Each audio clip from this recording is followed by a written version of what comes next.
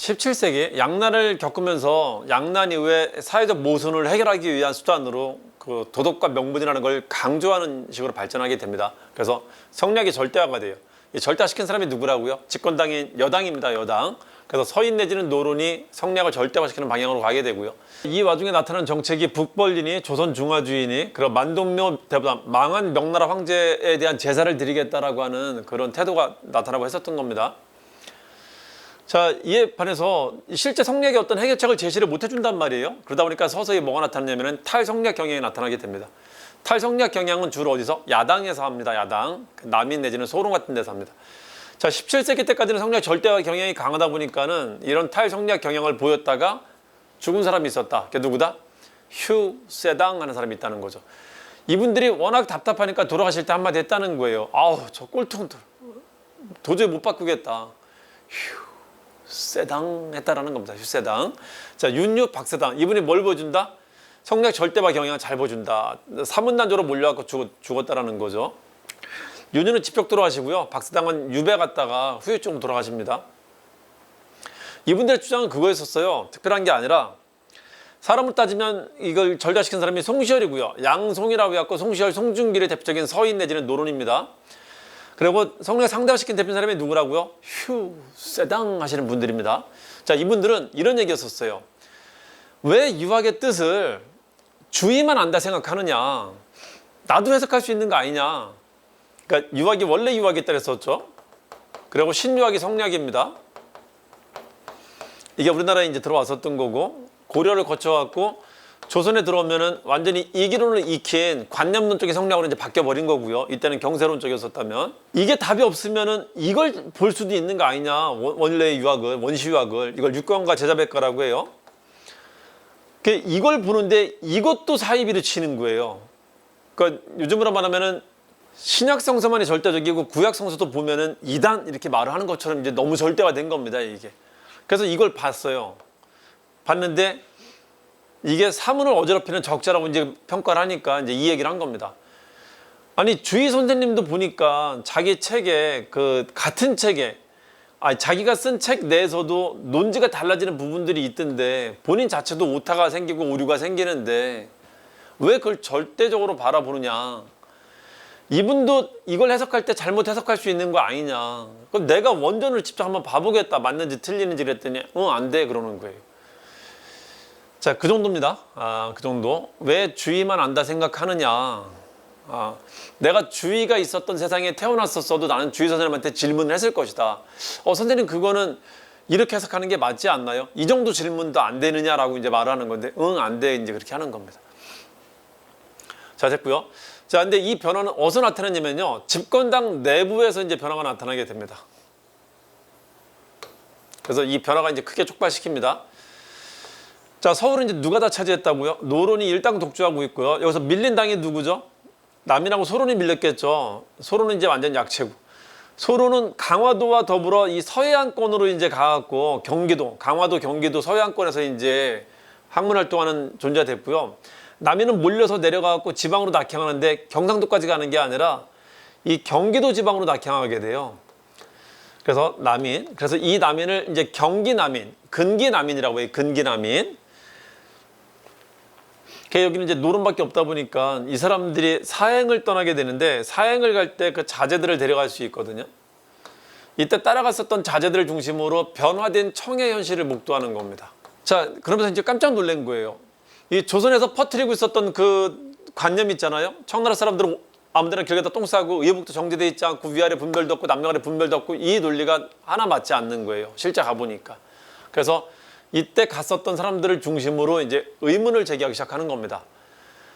인성과 물성이 본래부터 다른 것입니까? 아니면 본래는 같은데 태어나서 기질이 다르다 보니까 성장 과정이 달라지는 것입니까? 라는 철학적인 논쟁으로 제기하게 됐던 건데 사실 그 본체는 이 청이란 나라를 받아들일 수 있냐 없냐라는 논쟁을 전개한 거였었어요. 이걸 뭐라 부른다? 호랑 논쟁이라 합니다. 이 노론에 분류했었던 충청도와 충청도 노론과 서울에 조금 변했다라고 하는 서울의 요즘 말로 하면 오렌지족 노론 간의 논쟁이 터졌던 겁니다. 자, 이걸 호랑 논쟁 혹은 인물성 동의 논쟁이라 합니다. 이 권상하라는 스승한테 보냈던 건데 한원진이라는 사람 하고 낙론 쪽 사람이 보냈던 건데 낙론 쪽 사람이 처음에 제기했었을 때 인성과 물성이 같은 거 아닙니까? 그랬더니 그치? 본질은 같지 했는데 그 충청도에 있었던 한원진이라는 사람이 아니 선생님 어떻게 인성하고 본성이 사람하고 동물이 어떻게 본성이 같습니까? 다르지 그랬더니 그치 다르지. 이 왔다 갔다 하면서 답을 주지 않았고 이제 이 논쟁이 됐던 겁니다. 그리고 나중에 자기는 이 호론 쪽에 붙습니다. 다르다는 쪽에. 자, 이 이론은 이 옛날에 가졌었던 북본론 입장하고 똑같아요. 여전히 다르다는 겁니다. 즉 교류할 수 없다는 거예요. 이걸 인물성 이론이라고 합니다. 서울 사람들, 저 청나라 가봤던 이 사람들은 이 청나라 가보지도 않고 청나라에 대한 상상만 가지고 있었던 이 사람들은 변하지 않는 사람들이고 갔다 온 사람들은 변하는 사람들입니다. 이 사람들은 인성과 물성은 같다. 그러니까 우리도 쟤들과 친구가 될 수 있다. 교류할 수 있다라는 논지를 전개하는 겁니다. 이것도 어려우면 그냥 호의낙동 하시면 돼요. 호의낙동. 호의, 낙동, 호의낙동. 호론은 이론, 낙론은 동론이라고 한다. 자, 이 동론이 나중에 개화론자로 이어지게 된다고 합니다. 자, 사료도 좀 보세요. 사람과 동물은 인의의 지신 같은 고차원적 특성에서는 본질적인 차이가 있다. 이게 누구식 표현이라고요? 호론, 충청도식 표현이다. 자, 하늘이랑 관점에서 보면 사람하고 사물은 균등하다. 이게 누구식 표현이다? 낙론 쪽 표현이라는 걸 기억하시면 됩니다. 나중에 가면 홍대용이 이 논조를 가지고 얘기하면서 홍대용이 낙론, 북학파 논주잖아요. 이 낙론에서 북학파가 나오는 겁니다. 청나라를 배우자는 논리로까지 발전한 거예요. 이 논리가 나오면서 중국이나 서양이나 우리나라나 다 어디나 중화가 될 수 있고 다 오랑캐가 될 수 있다.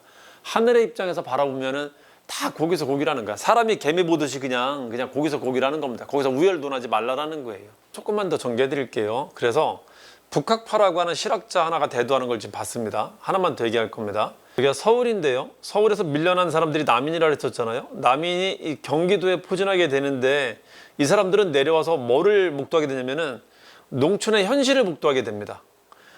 야, 니네 이렇게 살고 있었어? 이걸 이제 인제서야 보게 된 겁니다. 서울 정치판에서 싸우고 있을 때는 못 봤었는데 집 내려와서 보니까는 전후에 복구가 전혀 되지 않은 채 비참한 삶을 살고 있더라는 거죠.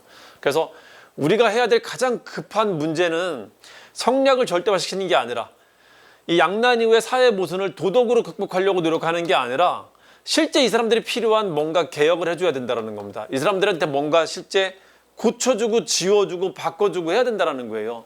이 사람들한테 도덕을 얘기해봐야 씨알도 안 먹힐 거라는 거지. 의미도 없을 뿐더러. 그래서 이 사람들이 농촌을 개혁하자라는 논리를 가진 새로운 학문을 전개하게 되는데 이걸 이제 중농적 실학이라고 해요. 이 북학파들은 주로 상공업, 변화된 청년실을 목도하고 들어와서 주로 상공업 발달을 주장하다 보니까 이 사람들이 이제 중상적 실학이라고 하는 것이고요. 그래서 두 개의 흐름에 실학이 나타났다라고 이제 표현을 하는 겁니다. 자, 이걸 뭐라 부른다? 근기남인. 실학자이면서 남인이라고 할 때는 이 경기도를 전제하고 얘기하는 서울 경기권을 전제하고 얘기하는 거고요. 영남남인은 충청도 호론하고 비슷합니다. 여기는 그냥 변하지 않는 그냥 아주 그런 사람들이라고 생각하시면 돼요. 그리고 여기 있는 노론 전체가 아니라 이 노론 중에 오렌지 쪽 일부, 여기 갔다 왔었던 젊은 노론들, 이걸 뭐라 한다? 북학파라고 한다. 그들이 중상적 실학을 주장하고 있다는 거, 낙론이라고도 한다. 이 사람들이 중상적 실학 북학을 주장하고 있다는 걸 기억하시면 됩니다. 17세기 때 성리학을 절대화시키는 경향이 현실 문제에 대한 해결책이 되지 못한다는 걸 깨달았단 말이에요. 그리고 심지어는 성리학에서 말하는 도덕과 명분이 정치에 사용이 되면서 오히려 상대편을 제거하는 도구로 사용이 됐었단 말이죠. 자, 그리고 본인들이 다른 현상을 목격하게 됐잖아요. 여기서 밀린 남인들은 경기도로 내려와서 여기서 사행 갔다 왔던 사람들은 청나라 현실을 목도했고요. 농촌의 현실을 목도하고 청나라 현실을 목도했다. 자, 그러면서 여기를 변화시키기 위한 구체적인 현실적인 개혁안을 제시하게 됩니다. 도덕과 명분이 아닌 탈도덕과 탈명분의 태도를 보이면서 실제적인 개혁을 다시 경제학적인 특징을 띠는 유학으로 돌아오게 됩니다. 자, 그중에 중농적 개혁론자들을 먼저 보도록 할게요. 자, 그중에 중농적 개혁론자들을 먼저 보도록 할게요. 이 사람들은 주로 있죠. 농촌이 가지고 있었던 토지 문제나 수치 문제 개선을 얘기를 했었습니다. 자, 어떤 것들을 얘기했나 보도록 합시다. 토지를 나눠주자라는 게 농촌에서는 지금 먹고 사는 문제 해결이 전혀 안 돼 있단 말이에요. 양난 이후의 문제를 이 수치 체제의 문제나 토지 문제 같은 것들을 개선하지 못하고 있었단 말이죠. 그걸 개선하는 게 급선무라 생각을 했었습니다. 그래서 유영원이 제시했던 게 토지를 나눠주자라는 겁니다. 나눠주는데 산업공상 차등에 따라 갖고 좀 등급을 줘갖고 나눠주면은 그래도 불만이 좀 덜할 거 아니냐면서 나눠주자라고 합니다. 산업공상 모두에게 차등적 토지 분배를 하자랍니다. 이름을 균전제로 줬단 말이에요. 균전제는 모두 균등하게 주자는 거잖아요. 모든 신분을 다 줬기 때문에 균전제라고 하는 거고요. 신분에 따랐고 차등은 더 따라는 게 특징입니다. 그래서 자, 유영원의 책을 반개수륙이라고 하는데 이분이 전라북도 부안에 내려가고 거기서 그냥 학문 활동만 계속 하십니다. 기본적으로 여기서 말하는 사람들은 다 제야 인사예요. 관직 진출에 관심이 별로 없는 사람들입니다. 그래서 실질적인 정치에 영향을 미친 것에 대해서는 좀 적을 거다라고 얘기를 하는 편이에요. 그 부안의 반개라는 곳에 내려가고 수록은 글 가는 대로 썼다라는 뜻이 겸손하게 쓴 겁니다. 정말 다양한 얘기들을 쓴 겁니다. 이렇게 그 중에 토지에 관해서는 균전을 하면 좋겠습니다라는 안을 제시합니다. 토지를 나눠주자라는 거예요. 자, 그래서 유형할 때 형, 반개할 때 반, 균전제 균, 차등할 때 차등해갖고 균형 반, 차등 반 하시면 돼요. 균형인 듯 싶다가 여전히 차등을 가지고 있네. 균형 반, 차등 반. 자, 그 정도 키워드로 보시면 되고요. 자, 또 한 명의 중농적 개헌론자가 성우 이익이 있는데 이 두 분 합칠 때 이렇게 하시면 돼요. 농사 짓는 거 힘들잖아요. 그거 누가 하겠다고? 형이 할게, 형이. 농사는 형이 짓게. 자, 유영원, 이익, 형이. 자, 두 분입니다. 자, 이분도 역시 토지를 나눠주자는 말 합니다. 근데 이분도 자, 이분이나 육경고학으로 돌아가자는 기본적인 태도가 있었기 때문에 중국의 고대의 제도를 이상적으로 바라보고 그것을 따라가려고 했었단 말이에요. 근데 그걸 현실에 대비시키기에는 너무 시간이 많이 지났기 때문에 그건 좀 어렵고 그거를 조금 개선하자는 거였었거든요. 그러니까 이분들이 이상적으로 생각하는 그 제도가 주나라 때, 중국 주나라 때 정전제라는 거예요. 여기서 시작해갖고 현실에 맞게 조금씩 수정을 한 겁니다. 이분은 균전제로, 이분은 다른 얘기하는데 어떻게 했나 봅시다.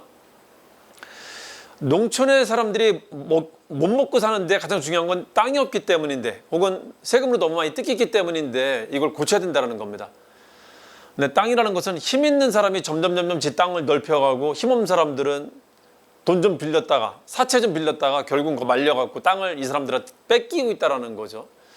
이 사람들의 땅을 지켜주고 계속 자기 땅을 유지하게끔 해야지 이 사람들이 굶지 않고 먹고 살 수 있을 거란 말이에요. 자, 그 방안으로 제시한 게 국가가 영업전이라는 걸 제시하자는 겁니다. 되게 중요한 말입니다. 영구히 경작한 토지라는 거예요. 최소한도의 의무적인 토지 보유를 국가가 시행을 하자는 겁니다. 그래서 이 토지는 절대 못 팔게 하자는 겁니다. 그러면 적어도 최소한도의 토지 보유, 최소한의 자영농은 유지가 되겠지 하는 순수한 의식으로 얘기를 하신 거예요. 그러니까 이거를 토지에 제한을 두자 해서 한전론이라고 하는 겁니다. 한전론. 토지의 최소한대 토지 소유인 영업전을 주장하는 한전론을 제시했다는 겁니다. 이게 이익이다. 자, 그리고 책은 성우사설과 과거록이겠습니다. 자, 이분은 안산으로 내려오세요. 안산의 가장 유명한 위인 중에 한 분입니다. 안산의 김홍도하고 이익이 제일 유명한 위인입니다. 자, 안산의 성호라는 지역에 내려와서 거기서 활동하십니다. 그래서 호가 성호예요. 자, 여기 내려왔을 때는 사람들이 엄청 많이 모여들었대요. 이분은 효종 때 활동했던 17세기 사람이고요. 이분은 이제 18세기이기 때문에 영정조 시기이기 때문에 분위기가 괜찮아졌단 말이에요. 그래서 이러한 학문 활동에 관심 가진 사람들이 많아져갖고 이분 주위로 많이 모여들었답니다. 그래서 하나의 학파를 형성했다라고 해요. 그걸 성우학파라고도 합니다. 성우학파. 과구록이라는 것도 편찬합니다. 자, 그리고 육점론이라고 해갖고 남인들은 주로 있잖아요. 중앙정계에서 쫓겨난 사람이다 보니까는 중앙정치판에서 하는 것들을 비판적으로 바라봅니다. 붕당정치 비판하고 과거 비판하고 합니다. 어차피 과거도 되는 놈만 되는 구조라고 생각하고 있단 말이에요, 이제는. 자, 그래서 비판적으로 바라보는데 나라를 좀먹는 6개가 있다는 말을 했고요. 자, 또 하나 중농적 개혁론자다 보니까 상공업 발달을 부정적으로 바라봅니다. 그래서 패전 같은 얘기를 한다. 자, 이게 이익의 얘기다. 혹은 중농 쪽 견해다. 중농 쪽을 대표하는 이익의 견해다 하면 됩니다. 패전론까지, 육점론. 자, 이런 것 기억하시면 됩니다. 이것도 두 문자 하나로 좀 알려드릴게요. 한성에 유곽이 있더라. 한성 유곽 영업을 폐하자. 여기서 바라볼 때 서울에 하는 꼬락서리는 안 좋은 거니까 한성 유곽 영업 폐지하자. 책만 기억할 때는 성곽 하시면 되고요. 성곽. 자, 이분은 영조 때 사람이고 영정조 때는 실학을 약간 좀 이렇게 좀 받아들여주는 입장이었기 때문에 영조 때는 이분이 썼었던 반개수록을 간행하라고 명하기까지 합니다. 그래서 반개수록은 실학자들한테 지대한 영향을 미쳐요. 실학자들한테 저 책이 읽혔기 때문에 간행을 했단 말이에요. 자, 한번 봅시다. 옛날에 정전법은 아주 이상적인 제도다. 정전법을 모델로 있다는 겁니다. 자, 영업전이라는 얘기하면 무조건 이익입니다. 이익이 한전제. 중상적 기업론자 북학파들 한번 보도록 할게요. 이 사람들은 상공업을 발달시켜야지 우리나라가 이제 좀 다시 일어설 수 있다는 겁니다. 어디에 있기 때문에 이런 태도를 보이고 있는 거죠? 이분들은 서울에 있기 때문에 그래요. 서울 내에서 바라보고 있기 때문에 상공업을 발달시키자라고 하는 겁니다. 어떤 얘기 했나 보도록 합시다. 자, 농암유선. 농암이라는 것은 귀머거리라는 뜻이에요. 이 사람이 나이 들수록 관직에 있는데 나이 들수록 점점 귀머거리가 되었답니다. 그래서 자기 호를 농암이라고 지은 겁니다. 자, 이분의 책은 우서라고 하고요. 이분은 소론입니다. 북학파는 주로 노론인데 이분은 소론이에요. 산업공상의 직업평등과 전문화를 얘기했다. 산업공상을 신분이 아니라 직업으로 바라보면은 이렇게 하면 신분을 이제 해체시킬 수 있다고 이제 믿었던 거예요. 이 중상적 개혁론자들은 대부분 그래요. 중농이나 중상이나 둘 다 신분제 비판하는데 중상 쪽은 신분이 아니라 직업으로 바라보자라는 겁니다. 이제 그런 식으로 해체시켜 나가자라는 얘기를 했었던 거예요. 자, 전문화하면 우수해지죠. 전문화 우수. 이거 그 정도만 기억하시면 됩니다. 그 정도로 나오니까. 자, 그다음에 이제 홍대영부터를 북학파라고 하는데, 자, 여기서부터 이제 연경에 갔다 온 사람들이에요. 북경에. 그래서 연경 사행록을 남긴 사람입니다. 연경록을 남긴 사람들이다. 이거 북학파라 부른다. 기억 좀 해두시고요. 자, 그 중에 홍대영이 제일 충격이 컸을 겁니다. 국내에서 살 때는 사람들이 하는 얘기가, 야, 청나라 가면 막 걔들은 길 갔다 똥 싸고 막 남녀간에 분별도 없고 옷도 막 그냥 오랑캐처럼 입고 다니고 막 그런단 말이야. 내가 봤더니 우리나라보다 훨씬 도시도 크고 세련돼 있고 길거리도 깨끗하고 똥도 안 싸고 옷도 의복도 엄청 정제돼 있고 남녀간에 유별하고 그렇더라는 거예요. 그래서 이게 뭔가 잘못된 얘기만 듣고 왔다라는 생각에 이제 되게 허망했었나 봐요. 그래서 이분이 가장 강한 태도를 보여요. 성리학을 벗어나는 것만이 우리나라가 살 수 있는 유일한 길이다라고 생각을 합니다. 그럼 어떻게 하면 성리학을 벗어날 수 있을까? 이제 그걸 고민하다가 당시 좀 유행하고 있었던 서양 과학이 있었거든요. 서양 과학이 천문학이라는 개념으로 전파가 되고 있었어요. 그러니까 중국이 선교 자체는 반대지만은 이 사람들이 가지고 있었던 과학 기술을 전래해주는 것은 수용을 하고 있었거든요. 그래서 심지어는 아담 샤이 같은 사람은 중국의 관상관 같은 데다가 그 관상감 대표로 채용을 시켜줘갖고 일을 하게 합니다. 그래갖고 북경에 그 천주교 성당이 몇 개가 있었어요. 이제 그런 식으로 받아들일 건 받아들이고 있었단 말이에요. 그래서 이분은 천문학이 가지고 있는 그 과학적 이론을 가지고 이 성리학자들의 생각을 좀 깨보려고 했나 봐요. 그래서 천문학에 관심이 유난히 많았었습니다. 자, 왜냐면은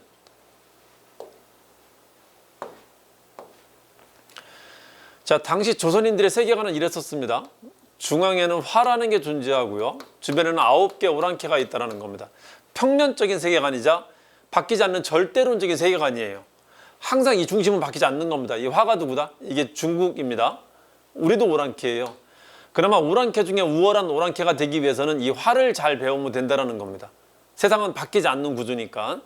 자, 근데 과학기술의 발달을 계기로 서양은 이미 지구가 둥글다는 것을 인식하고 있었어요. 자, 이거를 지구설, 지구구체설이라고 하고요. 심지어 이 둥근 게 어떠냐면요. 둥근 게 지가 이렇게 돈대. 이것까지 알고 있었단 말이죠. 지구자전설. 자, 여러분, 지구가 이렇게 빙글빙글 돌면 가운데가 있을까요? 없을까요? 여기가 가운데 있다가 돌면 여기 가운데, 여기가 계속 바뀐단 말이죠. 그러니까 이 개념만 제시해도 가운데라는 개념이 존재할 수 없다는 것을, 심지어는 누구나 가운데가 될 수 있다는 것을 알릴 수 있을 거라는 믿음이 있었다는 거죠. 이게 하나고요. 또 하나는 이런 방식으로 합니다. 무한우주론. 땅바닥, 사람, 강아지, 개미. 시각이 하늘에 있다면 이거에 차이가 있겠냐라는 거예요. 차이가 있어 보이지 않을 거라는 겁니다. 그리고 우주가 무한하다면 지구에만 생명체가 존재하는 게 아니라 다른데 지구와 같은 행성이 무지하게 많이 존재할 거라는 겁니다. 그러니까 나를 절대로 바라보지 말라는 거. 이 절대라는 개념을 해체시키려고 하는 거예요. 여기에 필요했던 게 뭐였었다? 천문학이 필요했다라고 믿고 이거를 많이 공부하고 전파시키려 했었던 겁니다. 한번 볼게요. 지구 자전설, 지구가 돈다. 뭐라고요? 지구가 돌면은 중심이 있을 수가 없다는 거죠. 혹은 어디나 중심이 된다는 거죠. 무한우주론. 지구에만 생명체가 존재하는 게 아니다. 어디에도? 다른 여러 행성에도 존재할 수 있다는 겁니다. 그러니까 내가 중심이다라는 생각을 버리라는 겁니다. 중심은 존재하지 않는다는 말을 하려고 하는 거예요. 심지어는 동물의 입장에서는 사람이 오히려 지나가는 객체 중에 하나일 거란 말이에요. 개미가 바라볼 때는 그냥 지나가는 커다란 어떤 거인 같은 뭐 그런 걸 거란 말이지. 자기들 중심으로 바라보기 때문에. 어디에서나 자기 중심으로 바라보면 지가 중심이고 나머지는 다 객체가 될 수밖에 없다는 겁니다. 그러니까 절대론적인 중심은 존재하지 않는다는 거예요. 중심은 어느 입장에 있느냐에 따라 달라질 수 있다는 겁니다. 심지어 서양 입장에서 바라보면 서양이 중심이고 중국이 주변이라는 겁니다. 중국 입장 바라보면 중국이 중심이고 서양이 주변이 되는 거고, 중심은 언제든 변할 수 있다는 거예요. 언제든. 자, 그 얘기를 잘 기억해 주세요. 이게 중국 중심의 세계관을 비판하기 위해서 했던 것이다. 산업공상의 직업평등, 이거를 조금 더 강화시킨 말인데요. 산업공상이 다 직업이잖아요. 선비도 직업입니다. 선비나 양반을 신분으로 생각하면 집에서 놀아도 상관없어요. 나는 웃사람이니까. 근데 그걸 직업으로 바라보면 놀고 있으면 안 돼. 그래서 이 사람은 좀 더 세게 얘기합니다. 산업공상은 이제부터 신분으로 보지 말고 직업으로 보자라는 거예요. 직업인데도 불구하고, 선비인데도 불구하고 관료로서 진출하지 않고 집에서 놀고 있다면 다른 일을 강제로라도 시키라는 겁니다. 국가가. 그런데도 일을 안 하고 있다면 국가가 처벌을 하라는 겁니다. 때리라는 거예요. 걔를. 그 정도로 좀 강하게 얘기를 합니다. 놀고 먹는 선비들은 국가가 처벌하라는 겁니다. 그래서 모든 직업군이 맞게 각자의 직업을 누구든 가지고 있게 하라는 겁니다. 자, 이 사람도 토지 얘기를 합니다. 놀랍게. 균전제라고. 아까 유영원의 균전제는 산업공상 신분에 따라서 차등을 더 주자라 했었다면 이분은 그냥 쿨하게 2개월씩 주자라 했던 겁니다. 좀 달라요. 한능검에서는 거의 안 나오는데 참고만 좀 해두세요. 한능검은 천문 얘기가 제일 잘 나옵니다. 자, 이분의 책은 의산문답, 이마경륜, 주해수용 같은 게 있는데, 의산이라는 게 한반도하고 중국 사이에 요동이 있잖아요. 요동에 의무려산이라는 산이 있는데 거기에 세상의 이치를 깨달은 시롱이라는 사람이 있다라고 하는 거예요. 그리고 우리 한반도에는 지가 똑똑하다고 믿는 헛개비 공부한 사람, 허자라는 사람이 존재하고, 허자라는 젊은이가, 자, 이 사람하고 이 사람의 대화체로, 야, 니네들이 알고 있는 세상에 관한 그 지식이라는 게 잘못됐다는 걸 논박해주는 책입니다. 의산문답이라는 게 시롱과 허자를 등장인물로 제시했다. 이게 싫지 않은 사람이, 이게 헛개비 말합니다. 자, 이마경륜 개혁서입니다. 여기서 토지 얘기했었던 거고요. 주해수용은 수학책입니다. 홍대용이 과학과 수학으로 성리학적인 세계관을 벗어나려고 노력했던 사람이라면, 연암 박지원은 문학적 소양으로, 자, 연암 박지원은 문학적 소양으로 성리학적 세계관을 벗어나자는 논리를 제시한 사람이고요. 박재관은 경세론적인 개혁가로서 이 성리학적 세계관을 좀 벗어나자라는 얘기를 했었던 사람입니다. 조금씩 성향이 좀 달라요. 그래서 수학책도 썼다. 자, 연기는 연행 기행문을 말하는 거고요. 자, 연기는 이 사람의 호가 담헌인데요. 담헌연기라고 해갖고 이건 한문으로 된 기행문이고요. 을병연행록이라고 해갖고, 을병은 연도 말합니다. 을병연행록이라고 해갖고 이걸 한글로 만든 기행문도 있어요. 그래서 중국 갔다 온 기행 이야기가 이 사람들 인생에서는 굉장히 큰 충격이자 전환점인 것 같아요. 한글로까지 책을 씁니다. 을병연행록이라는 책도 있다. 자, 이분이 그 천문학을 중시하다 보니까는 실제 자기가 혼천이를 만들기도 했었어요. 혼천이를 만들고, 혼천이를 올려놓고 그 관측할 수 있는 관측대도 만드는데 그거를 농수각이라고 합니다. 농수각. 자, 간단히 두 문자 좀 알려드릴게요. 이것도. 자, 이분들부터는 여행을 가셨던 분들이란 말이에요. 여행 가면서 변한 사람들입니다. 그러니까 여행 갈 때 몰래 간 거야. 그래갖고 되게 혼난 사람들입니다. 자, 여행 갈 때는 누구 주의하라고요? 담임주의하라는 겁니다. 담임주의. 담원할 때 자, 이마경륜, 주해수용, 의산문답, 담임주의. 몰래 가면 혼나니까. 근데 혼났어. 몰래 갔으니까. 자, 무한우주론, 지지구, 자전설, 무지. 자, 그리고 혼천이, 농수각. 무지, 혼농, 담임주의, 무지, 혼농, 무지, 혼농. 요거 한 줄만 기억하시면 됩니다. 자, 박지원 한번 보도록 합시다. 자, 이 사람들은 상공업 발달을 중시하다 보니까는, 홍대용은 그 때이른 북학자라 천문을 가지고 성리학을 깨트리려고 노력을 했었던 것이고요. 요분들은 유통과 상업 발달을 중시하는 얘기들을 많이 합니다. 그걸 개혁하는 얘기들을 어떻게 했나 봅시다. 자, 유통에 필요한 게 수레하고 선박이라는 운송수단을 되게 중시합니다. 이분도 마찬가지예요. 수레, 선박, 공통점이다. 그리고 이분은 화폐 유통이라는 상업에 관해서 꼭 필요한 게 재화, 화폐 유통이라는 걸 말했다는 거 꼭 기억해 두세요. 그래서 이익과 반대 논리를 지시했다. 이익은 패전, 중농이니까 이 사람은 용전 얘기했다는 겁니다. 자, 근데 토지는 이분도 한전, 이분도 한전이라고 했었어요. 이분은 영업전 얘기했고, 이분은 야, 한 사람이 너무 많은 토지만 가지지 못하게 하자. 그래서 토지의 상한을 제한했다는 게 특징입니다. 한전론. 자, 격주면 되시고요. 주로 책으로 나옵니다. 열하일기, 관홍소초, 한민명전, 이게 농서입니다. 농서. 박지원은 이런 특징이 있습니다. 20대는 그 한문소설을 써갖고 사회 비판하는 글을 썼다면 30대는 이들하고 어울려 노는 게 가장 즐거웠던 시기였었어요. 북학파하고 어울려서. 자, 북학파하고 어울리다가 청나라 얘기를 계속 듣다가 이제 40대 본인이 한번 따라가 봅니다. 실제 따라갔다가 열하일기를 쓰는 일로 이제 많은 시간을 보냈던 시기고, 50대 가서야 이제 관직 생활을 합니다. 그러니까 이분들은 중농적 견우조들은 관직 생활을 아예 못한 사람들이고, 남인이니까 이분들은 관직 생활을 할 수 있는 당 쪽에 있었음에도 불구하고 스스로 관직 생활에 관심이 없었어요. 그래서 되게 늦게 나아갑니다. 관직 생활에. 자, 50대에 가서야 관직 생활하는데, 관직 생활에도 주로 지방간으로 갑니다. 어떤 권세를 원하는, 좋은 요직에 가고 빨리 출세하려고 하는 그런 욕심이 있는 게 아니라 실제 자기 가지고 있었던 이 실학적 사고방식을 써먹을 수 있는 지방관으로 갑니다. 그래서 지방관으로 가 있는데 정주의 명으로 책을 쓴 게 관홍소초와 한민명전입니다. 여기서 한전농 같은 걸 제시해 준 거예요. 농업개혁에 관한 책입니다. 자, 이 반경 가기 전에 그 20대 때 썼다라고 하는 그 소설 모음집이에요. 자, 이거 두 문자 따면 한방과열이라고 해요. 박지원 때는 연암학파라는 학파가 형성됩니다. 연암학파라는. 그래서 사람들이 많이 모였다. 한방에 과열됐다. 한방과열. 자, 그래도 이분은 과열돼도 나쁜 게 아니잖아요. 좋은 거잖아요. 그래서 양호하다 하시면 됩니다. 양반전, 허생전, 호질, 양호하다. 한방에 과열됐어도 양호하다. 양호하다. 양반전 아주 잘 나오죠. 자, 이거 기억하시면 되고요. 박제가 봅시다. 박제가는 서울 출신입니다. 서울 출신이라 불만이 좀 더 많았었나 봐요. 이분도 좀 말을 세게 합니다. 심지어 무슨 말까지 썼냐면은 우리나라가 바뀌기 위해서는 아예 우리나라 언어를 없애고 청나라 말을 써야 된다는 말까지 했었어요. 때일은 영어 공용문자에 썼단 말이에요. 두 사람이. 그 정도로까지 얘기했었습니다. 그러니까 이분이 제일 강조했었던 게 청나라하고 통상을 터야 된다는 걸 제일 강조합니다. 그래야지 좀 변한다라는 거예요. 그래야지 물류가 좀 들어온다라는 겁니다. 너무 폐쇄되고 고립되어 있다는 거예요.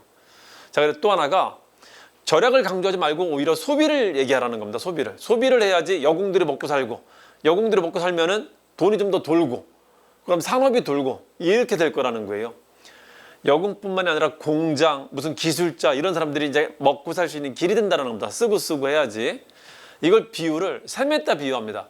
그 우물물은 있잖아요. 파면 팔수록 물이 잘 솟는답니다. 안 쓰면 안 쓸수록 말라버린대요. 자꾸 써야 된다는 겁니다. 그래서 소비와 절약보다는 소비 강조했다. 청과 통상 강화를 강조했다. 그래서 이 사람은 제가 청소할게요 라고 했다는 겁니다. 저 성리학자들 제가 청소할게요 했다는 거예요. 자, 그리고 서울의 규장각 검사관이다 여기까지 가면은, 그리고 북학이라는 책을 씁니다.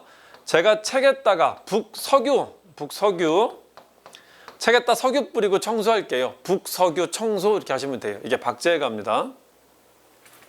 사료도 한번 봅시다. 자, 지구가 한 바퀴 도는데 매우 빠르다. 푸탄보다 빠르다. 총알보다 빠르다. 이 얘기하면 홍대영의 지전설입니다. 지구 돈다. 홍대의 화요는 편판도 보세요. 중국 입장에서 보면 지가 중심, 서양이 변방. 서양 입장에서 보면 반대라는 거야. 서양이 중심이 중국 변방이라는 겁니다. 그러니까 고정된 중국은, 고정된 가운데는 없다라는 얘기를 하는 겁니다. 설득을 하는 거예요. 설득을. 박제가 보세요. 재물은 대체로 샘과 같다. 샘에 비유했다. 그러면은 박제가다. 마지막으로 정약용 얘기 한번 해볼게요. 정약용은 남인인데요. 중농을 계승한, 이익을 계승한 사람인데 중상의 견해도 흡수한 사람입니다. 자, 이분이 활동한 건 정조 때 활동하는데요. 정조 때는 다시 남인을 키웁니다. 그래서 남인들이 다시 정계에서 활동하던 때였었어요. 자, 남인이다 보니까 토지제도를 얘기합니다. 여전론을 얘기했다가 그 다음에 정전제라는 현실적인 개혁안을 제시합니다. 여전론은 토지 사유제를 아예 비판하자라는 거예요. 공산주의를 얘기하는 겁니다. 공산주의. 여러분 그 혹시 아시나요? 누군가 연구를 해서 이걸 좀 밝혀내보면 괜찮을 것 같은 주제인데요. 뭐가 있냐면은 18세기라는 세계가 있단 말이죠. 우린 여기 영정주식이었었고 18세기 유럽에서 공산주의라는 게 나타나고 유행을 하게 되거든요. 이게 지금 우리나라에 다이렉트로 연결이 되고 있는 겁니다. 여전론이라는 얘기했단 말이죠. 이게 토지 공산제예요. 토지 사유제를 부정하고 토지 공유하자라는 겁니다. 그래갖고 함께 노동하고 함께 생산하고 함께 분배해갖고 살자라는 거예요. 공산주의 논리랑 같단 말이죠. 또 하나가 여기 지금 이제 학문이 발달하고 있으니까 이 사람들이 학문이 발달하면서 이걸 궁금했었어요. 도대체 국가라는 것은 어떻게 생겨난 것일까라고 생각을 했단 말이죠. 우리 지금 이제 그 고고학 지역이나 역사학적으로 보면은 국가의 형성은 우리 처음에 얘기했던 것처럼 군장 국가에서 연맹 국가로 발전했다가 연맹 국가가 고대 국가로 발전하는 걸로 이제 이해를 하거든요. 근데 이때 사람들은 계약으로 바라봤었어요. 몇 명이 모여갖고 계약해갖고 국가라는 걸 만들어갖고 그리고 사람을 누군가 추대해서 지도자를 뽑고 이렇게 국가가 만들어진 것이다. 이렇게 이해하고 있었단 말이에요. 그와 똑같은 말 여기서 얘기합니다. 원목이라는 건데 요거 다 정약용이 한 말이에요. 그래서 여기 동시대 거의 동시대 여기서 하던 말 18세기 후반 말이 여기서 똑같이 전개되고 있다는 겁니다. 되게 놀랍죠. 하나의 근거가 될 수 있는 것 중에 하나가 청나라의 백과전서라고 고금 도서 집성이라는 게 있었거든요. 여기는 서양 책도 들어가 있습니다. 이 책을 정조가 수입을 했었어요. 영조 때는 우리나라도 동국문헌비고라는 백과사전 만들었었죠. 이것보다 더 방대한 책입니다. 이게 규장각에 들어왔단 말이에요. 그러니까 규장각 각신으로 있었던 정약용 같은 사람들이 이 책을 읽을 수가 있었을 거라는 거지. 그래서 서양 서적에 상당한 영향을 받았을 겁니다. 실제 서양 서적, 기계도설이라는 서양 서적의 영향을 받아갖고 정약용이 거중기를 만들거든요. 거중기 농로 같은 걸. 이게 수원 화성건설할 때 사용이 되기도 하고요. 그래서 우리가 생각했던 것보다 저때 이미 서양과의 연결고리가 영향관계가 제법 있었을지도 몰라요. 누군가 주제를 삼아갖고 저걸 한번 파헤쳐 보면 꽤 괜찮은 주제가 나올 수 있을 건데 이 연결고리를 파헤치는 게 쉽지는 않을 것 같아요. 이 연관관계를 이해시키는 게. 하여튼 그렇습니다. 되게 독특한 위치에 있는 사람이다라는 걸 좀 기억 좀 해주세요. 자, 이 공산주의가 현실적으로 맞지 않다 보니까 토지 사유제를 부정한다는 게 현실적으로 좀 어렵잖아요. 그래서 정전제를 얘기하는데 옛날 정전제는 딱 우물정자 그려놓고 하나씩 나눠주고 여기는 세금 거두는 지역으로 하자라는 거였었거든요. 근데 지금 세상이 얼마만큼 발전했는데 이게 그대로 적용되겠냐. 어떤 데는 계량이 잘 된 데가 있고 계량이 안 된 데가 있는데 이걸 동등하게 나눠주기는 힘들다. 그러니까 우물정자를 그려놓고 할 수는 없지만 우물정자와 같은 형식으로 9개 덩어리를 만들어서 균등하게 나눠서 하나씩 띵겨주고 하나는 이거 저 세금으로 거두는 땅으로 하자. 그 비슷한 논리 전개한 겁니다. 자, 중상적 견해를 흡수하다 보니까 이 사람은 상업적 기술이나 과학기술 발달에도 긍정적이에요. 그걸 주장을 합니다. 자기가 실제 뭔가 기술과 기계 같은 거 만드는 걸 되게 좋아했었단 말이에요. 거중기 같은 거. 자, 기예론이라고 하는 기술론이라는 책을 씁니다. 거중기 제작했다, 배달이 만들었었다. 그 과학기술이나 상업 발달에 많은 관심이 있었고요. 자, 그리고 책이 잘 나옵니다. 제일 잘 나오는 거는 한능검에서는 아직 좀 쉽게 되고 있기 때문에. 자, 여의당전서, 여의당이 옵니다. 1934년 일제강점기 때 정약용 서거 99주년을 계기로 이때 조선학운동이라는 게 나타나요. 요 조선학운동이라는 게 정약용 책 간행운동이었었어요. 이때 정약용의 책이 간행이 되는데 그게 여의당 전집이에요. 여의당 전서. 그래서 이게 정약용 책을 말한다.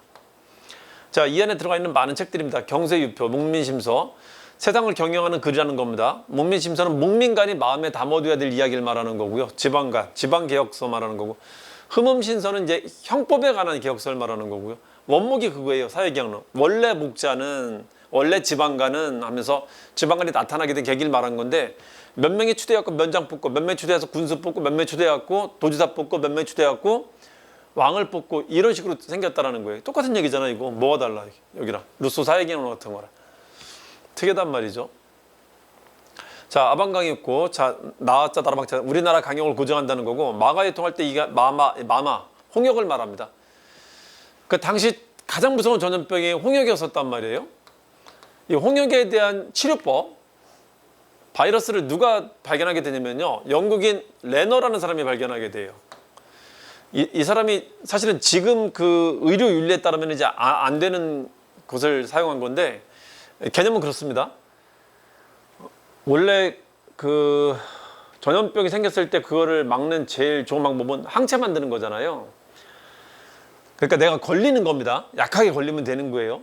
근데 사람한테 걸린 걸 받아다가 내 안에다 넣으면은 이게 내가 이걸 이길 수 있는지 없는지 모르잖아요. 그래서 이 바이러스를 되게 약한 놈으로 만들어야 되거든요. 그래서 사람한테 주입시켜갖고 병을 만들지 말고 소한테 주입시켜갖고 바이러스를 만들면은 좀 흐물흐물한 바이러스를 만들 수 있다는 겁니다.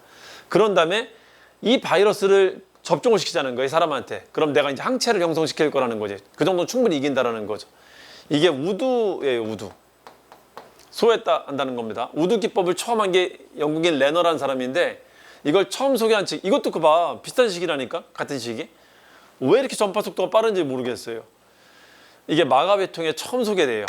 이게 정조 때 책인데 좀 이상해. 너무 빠르단 말이에요. 하여튼 누가 연구자가 나타나갖고 저 영향관계를 좀 잘 파악하고 이해할 수 있게끔 말을 좀 만들어봤으면 좋겠어요. 되게 재미난 주제가 될 것 같아요. 자, 그리고 이거를 실제 사람한테 우리나라에서 써봤던 사람은 누구냐면 나중에 19세기 때 지석영이라는 사람이 실제 써봅니다. 이분은 이제 처음 소개만 한 거고요. 자, 이것도 두 문자 하나 좀 알려드릴게요. 자, 정약용은 남인입니다. 그러다 보니까 집권 노론이 아주 눈에 가시였었단 말이에요. 그래서 정조가 있을 때는 안전하게 정치할 수 있었지만은 정조가 죽고 순조가 즉위하자 그 정순왕후 일파, 노론 벽파가 남인 시파들을 다 죽이게 되는데 이게 신유박해라 했었죠. 자, 이게 순조가 즉위하자마자 바로 그러는 겁니다. 야, 너 일어나. 정여정 기상기상 주거종 하면 됩니다. 정여정 기상기상 주거종. 자, 이 토지 정여정, 정약용하고 합쳐갖고 정여정. 그리고 기술론, 상업적 농법 같은 거 중시했다. 그리고 상고업 발달 중시했다. 그래서 기상하면 되고요. 그리고 주교, 배달이 만들었다. 거중기 찾겠다. 그리고 종도법 소개했다. 주거종. 이렇게 과학기술에 실제 관심을 보였다는 거. 자, 그리고 책 이름은 여경방목마 하시면 됩니다. 여의당 전서 경세포, 아방강역고, 문민심서, 마가의통 이렇게 기억하시면 됩니다. 자, 이 정도 기억하시면 됩니다. 자, 그리고 19세기는 생각보다 좀 덜 나옵니다. 아주 가끔 나옵니다. 자, 여기를 18세기 실학과 그리고 19세기 후반에 나타났던 개화사상 있잖아요. 거기에 이제 다리 역할하는 시기라고 해요. 19세기를. 그때 역할했던 사람은 누가 있는가 좀 보도록 합시다. 물론 다 비주류예요. 우리나라는 성리학자들이 여전히 주류입니다. 그래서 이게 변할 수 있는 기회를 제공한 사람들이고 힘은 없었기 때문에 실제 변화를 주지는 못했던 사람들이라는 걸 기억하시면 됩니다. 서유구의 임원경제지는 정말 드물게 가끔 나옵니다. 공부 좀 많이 하시는 분들만 하시면 되고요. 자, 이규경의 우주연문 장전상고라고 있는데 이규경의 할아버지가 이덕무예요. 그 서울 검서관 출신이죠. 거기 가학을 이어받았다 하시면 됩니다. 이덕무의 청장관 전서라는 책이 있는데 그것도 약간 백과사전이고 이것도 백과사전입니다. 우주라는 게 5대양 6대주예요. 자기 호를 그렇게 지었단 말이야. 그러니까 자기는 세상에 대한 개방적인 생각을 가지고 있던 사람이에요. 그래서 개화사상으로 넘어갈 수 있는 충분한 여지가 있었던 사람이라고 기억하시면 됩니다. 자, 그리고 최한기가 가끔 나오고요. 김정희는 아주 잘 나오죠. 최한기 봅시다. 자, 이 사람도 그 책을 좀 기억하시면 됩니다. 호가 명남로입니다. 명남로 총서라고 하고요. 자, 그럼 인정과 지구전요라는 책이 있다. 지구전요라는 책이 중국의 가장 유명한 개화서적 두 가지가 있거든요. 해국도지와 영환지략이라는 책이 있어요. 옛날 고시에서는 되게 잘 나왔던 책이에요. 개화 좀 해영해갖고 해국도지 영환지략. 1840년대쯤에 쓰여진 책인데 우리나라 이제 헌종 때쯤에 이제 들어와요. 세조정 즉위 때. 그때 들어와갖고 우리나라 개화파들한테 영향을 지대하게 많이 미친 책이라고 이제 평가를 하고 있었던 책이거든요. 그 두 책을 읽고 자기 나름대로 그거를 서브해갖고 만든 책이에요. 지구전요라는 게. 이 사람이 중인 신분의 사람인데요. 책 욕심이 굉장히 많았고요. 세상 물정에 대한 관심이 되게 많았던 사람입니다. 그래갖고 먹을 돈은 없어도 책 살 돈이 있었던 사람이에요. 그러니까 누가 중국에 갔다가 사행단이 돌아온다는 소식만 들리면은 집에 있는 돈 다 털어갖고 이제 책 사러 가는 겁니다. 뭐 새로 들어온 책 없나 해갖고 이제 그거 사러 가는 거. 그만큼 책에 욕심이 많아갖고 이 사람 명남로 총서라는 게 아까 다산 정약용의 여의당 전서는 500권이라 했었죠. 이 사람은 1000여 권이 돼요. 1000여 권이. 예, 그렇게 욕심이 많았던 분입니다. 참고만 좀 해주세요. 그래서 중국에서 들어온 개화서죠. 그거를 짜부해서 만든 것이다. 자, 기측체의 기를 강조했던 분입니다. 자, 굳이 기억하실 분들은 명인직이라고 하시면 돼요. 명인직이. 최한기가 김정호랑 친합니다. 김정호도 중인이죠. 명인직이 명인들끼리 어울렸다. 자, 완단 김정희는 아주 잘 나옵니다. 고증학의 대가다. 청나라 유학인 고증학을 받아들인 그걸 발전시킨 사람입니다. 자, 고증학은 금성문 고증하는 거 말하는 거예요. 금석과한로. 자, 이거 두 개 비석을 고증한 논문인데 북한산비하고 황추령비를 고증한 논문이에요. 거기서 북한산비가 진흥왕 거라고 처음 밝힌 거야, 이 사람이. 황추령비는 그 전에 누가 밝힌 사람이 있었고요. 자, 북한산비를 처음 밝혔다.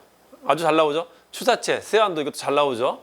자, 이걸 합치면은 고금의 추세라고 하시면 돼요. 야, 19세기는 김정희가 1등이지. 고금의 추세지. 고금 추세. 자, 그 기억 좀 해두시고요. 자, 신유박해로 정약용, 정약전이 유배갈 때 정약용은 강진, 다산초당으로 하고요.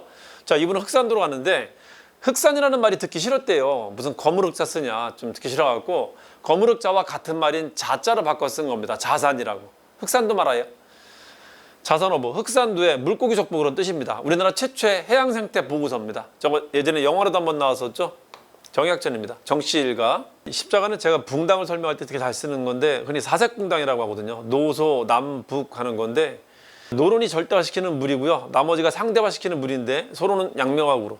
남이는 실학이나 서학으로 남이는 북이는 날아갔었고 이것 그림으로 참고해 주시면 좋습니다. 이제 기타 사상에 대해서 얘기 한번 해볼게요. 자, 조선시대 불교는 그야말로 암흑기라고 했고 불교는 중세라고 했었어요. 암흑기라고.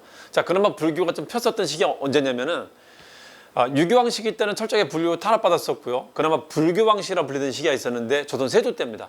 그래 명종 때가 있었는데 명종 자체는 유학을 좋아했지만 엄마가 통치했었으니까 조선 궁궐의 여인들은 여전히 불교를 믿고 있었습니다. 여자들은. 그래서 엄마가 통치할 때는 불교가 다시 부활됐었다. 이 두 시기가 불교가 뭔가 잘 되고 있다, 부활하고 있다 하면 세조 아니면 명종이라고 기억하시면 됩니다. 그 정도만 그냥 힌트로 가져가자고요. 자, 간언했다. 세조 쿠데타에 대해서 살려달라고 간언했다는 거. 간경도가 원각사. 자, 이때도 보호 있다. 공민왕 때 보호랑 이때 보호랑 다른 사람이에요. 가끔 물어보더라고. 사람은 160년 이상 살지 못합니다. 다른 사람이에요. 자꾸 물어보시더라고. 자, 됐고요. 자, 도교 유지되고 있었다. 초제가 되고 있었는데 이걸 누가 없애자 했었다고요? 소격서 폐지 주장 누가 했었다고? 조광조가 폐지를 주장했었다는 거. 여전히 유지가 되고는 있었구나 하는 걸 알 수 있다고요. 자, 천도나 묘자리 소송을 산송이라고 합니다. 묘자리 소송을. 자, 그 유학 좋아하는 사대부들도 묘자리 따질 때는 또 이거 풍수지리 따졌다라는 거예요. 자기 이익에 관해서는 이단 취급하던 것들도 또 수용을 하더라는 거지. 자, 풍수지리도 여전히 조선에서 운영되고 있었다. 자, 양명학 소론이고요. 그리고 강화 정제도가 강화학 형성했다는 걸 기억해 주세요. 강화도와 더불어 그 서해안 지역에서 활동했었다라는 걸 기억하시면 됩니다. 자, 됐고요. 서학이 그나마 좀 나오는데 서학이 나중에 이제 천주교가 되는 거죠. 처음에는 북인들이 학문적인 호기심으로 들여와요. 그랬다 이제 들어온 서학을 신앙으로 처음 수용한 게 남인들입니다. 남인들. 18세기 정조 때 처음 수용합니다. 자, 이승훈이 최초 세례를 했었고요. 자, 그리고 이제 서학에 대해서는 이제 그 전례하고 이게 자리 잡는 과정에 박해라는 게 존재했었는데 그거가 시험에 좀 나옵니다. 기억을 좀 해주셔야 돼요. 이 박해를 정치적으로 해석할 때는 노론 벽파가 남인 시파를 제거한 사건이라고 해석하셔도 되고요. 한 줄 두 문자로 따면은 신유기 병인이라고 합니다. 신유기 병인. 요 한 줄 기억 좀 해주시고요. 신해 박해는 정조 때 박해라 큰 탄압이 없었다. 2명만 죽는다. 윤지충 신주 소각 사건 혹은 전북 진산 사건이라고도 한다. 신유 박해 때 대대적 박해를 당합니다. 대대적 박해니까 천주교인들이 뭐 했다고요? 프랑스 군대 불러다가 우리나라 쳐들어와 주세요 했었다는 거지. 그걸 뭐라고 한다? 황사형 백서 사건이라고 합니다. 이때 정약용 일가가 유배 갔었다는 거 기억해 두시고요. 이때가 대대적 탄압받던 시기였었으니까 순조 즉위 직후. 자, 그리고 헌종 때 풍양조씨 지배기 때는 탄압이 있었지만 안동겸씨 지배기 때는 탄압이 없었다. 그리고 또 대원군 지배기 때가 다시 탄압이 나타났다는 거. 자, 기의 사후 거의 안 나옵니다. 기이한 사람들이 죽었다. 프랑스의 신부. 샤스탕 모방 앙베르라고 하는데 관악산에 가면 삼성산이라고 있어요. 이 세 분의 묘소가 있는 산을 삼성산이라 부릅니다. 거기가 성지순례길이에요. 천주교 믿는 분들한테는. 자, 병호박해 김대건 신부 돌아가신 거 다 헌종 때 풍양조씨 집권기 때다. 자, 병인박해 흥선대원입니다. 흥선대원은 원래 프랑스 세력과 접촉하려고 했었어요. 남종삼이라는 사람을 시켜갖고 남종삼. 자, 그 사람을 매개로 프랑스랑 접촉하려고 했었는데 프랑스가 거절합니다. 자, 그래서 이거 자칫 잘못하면은 내가 프랑스 세력과 접촉하려고 했다는 게 소문나면은 가뜩이나 내가 지금 세조 정권 잡느냐고 지금 유생가 사대부들이 자기를 안 좋게 바라보고 있는데 서원철폐하고 그러냐고 이 소문까지 나면 완전 끝장이란 말이에요. 그래서 선제적으로 공격한 게 박해로 나타난 겁니다. 그게 병인박해입니다. 자, 또 대대적 박해가 나타난다. 이때는 프랑스 선교사 9명 죽었다는 게 제일 중요한 키워드입니다. 프랑스 선교사 9명. 여기는 프랑스 세 신부가 죽었던 거고요. 자, 병인 양유의 배경이 됐다는 거죠. 혹시 이 사료가 나오면은 기억해 두세요. 옛날 한등검에서는 몇 번 나왔던 건데 지금은 안 나오고 있습니다. 죽은 사람 앞에 술과 음식을 차려놓고 하는 것은 어디에서 그만은 받아 가르쳐놓고 나온단 말이에요. 죽은 사람 앞에 제사 지내지 말라. 천주교 얘기라는 걸 기억하시면 됩니다. 살아있을 때 잘하지 왜 죽은 뒤에 그러냐 이제 그 얘기 하는 거예요. 자, 서학이 발달하니까 이거에 대응해서 동학이라는 게 발달하게 돼요. 이거는 이제 우리나라에서 창조된 겁니다. 체제부터 창조된다. 철종 때입니다. 자, 2세 교주가 최시영이고요. 3세 교주가 손병입니다. 그래서 이거를 제시카라고 돼요. 제시카. 체제후 최시영. 손병이까지 하면 제시손이라고 합니다. 제시손. 자, 서학은 천주교로 발전하고요. 동학은 천도교로 발전합니다. 나중에 천도교로. 자, 그 정도만 기억 좀 해두세요. 사람이 곧 하늘이다. 요거 사료 좀 기억 좀 해두시고요. 인대천. 인이 곧 하늘이다. 그래서 하늘님이 이 안에 있다라고 해요. 하늘님이라는 말 기억 좀 해두세요. 이러면 천도교다. 그 동학이다. 모두한테 하늘님이 이 안에 들어가 있기 때문에 함부로 대해서는 안 되는 겁니다. 그래서 여성도 함부로 대하면 안 되고 어린이도 함부로 대하면 안 됩니다. 그래서 천도교에서 일찌감치 뭐가 나오냐면은 여성운동, 어린이운동이 이걸 잘 전개할 수 있었던 게 천도교가 가지고 있었던 평등사상 때문에 그게 가능했었던 겁니다. 모두를 하늘님으로 바라보기 때문에 하늘님으로. 여기까지 조선사상 얘기를 마치도록 하겠습니다.